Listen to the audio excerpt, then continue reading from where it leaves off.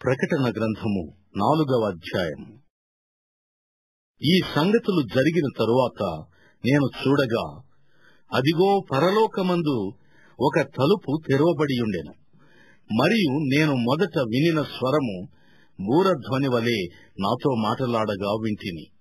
ఆ మాటలాడిన వాడు, ఇక్కడికి ఎక్కి రమ్ము, ఇక మీదట జరగవలసిన వాటిని నీకు కనుపరచెదను అనెను. వెంటనే నేను ఆత్మవశుడనైతిని. అదిగో పరలోకమందు ఒక సింహాసనము వేయబడి ఉండెను. సింహాసనమునందు ఒకడు ఆసీనుడై ఉండెను. ఆసీనుడైన వాడు దృష్టికి సూర్యకాంత పద్మరాగములను పోలినవాడు. మరకతము వలె ప్రకాశించు ఇంద్ర ధనస్సు సింహాసనమును ఆవరించి ఉండెను. సింహాసనము చుట్టూ 24 సింహాసనములుండెను.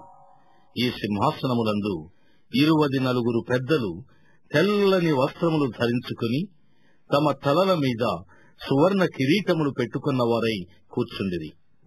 ఆ సింహాసనములో నుండి మెరుపులను, ధ్వనులను, ఉరుములను బయలుదేరుచున్నవి. మరియు ఆ సింహాసనము ఎదుట 7 దీపములు ప్రజ్వలించుచున్నవి. అవి దేవుని 7 ఆత్మలు. మరియు ఆ సింహాసనము ఎదుట స్ఫటికమును పోలిన గాజు వంటి సముద్రమున్నట్టుండెను. ఆ సింహాసనమునకు మధ్యను, సింహాసనము చుట్టూను, ముందు వెనుక కన్నులతో నిండిన 4 జీవులుండెను. మొదటి జీవి సింహము వంటిది, రెండవ జీవి దూడ వంటిది, మూడవ జీవి మనుషుని ముఖము వంటి ముఖము గలది, 4వ జీవి ఎగురుచున్న పక్షిరాజు వంటిది. ఈ 4 జీవులలో ప్రతి జీవికి 6 రెక్కలుండెను. అవి చుట్టూను, రెక్కల లోపటను కన్నులతో నిండి ఉన్నవి. అవి భూత వర్తమాన భవిష్యత్ కాలములలో ఉండు సర్వాధికారియు దేవుడు నగు ప్రభువు పరిశుద్ధుడు, పరిశుద్ధుడు, పరిశుద్ధుడు అని మానక రాత్రింబగళ్ళు చెప్పుచుండును.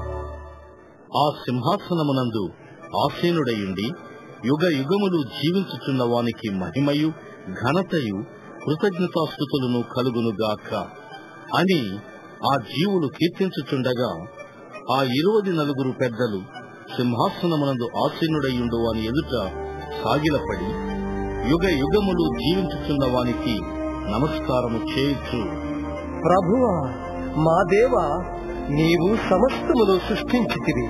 నీ చిత్తమును బట్టి అవి ఉండెను. దానిని బట్టియే సృష్టింపబడిన గనుక నీవే మహిమ, ఘనత, ప్రభావములు పొందనర్హుడవు అని చెప్పుచు తమ కిరీటములను ఆ సింహాసనం ఎదుట వేసిరి.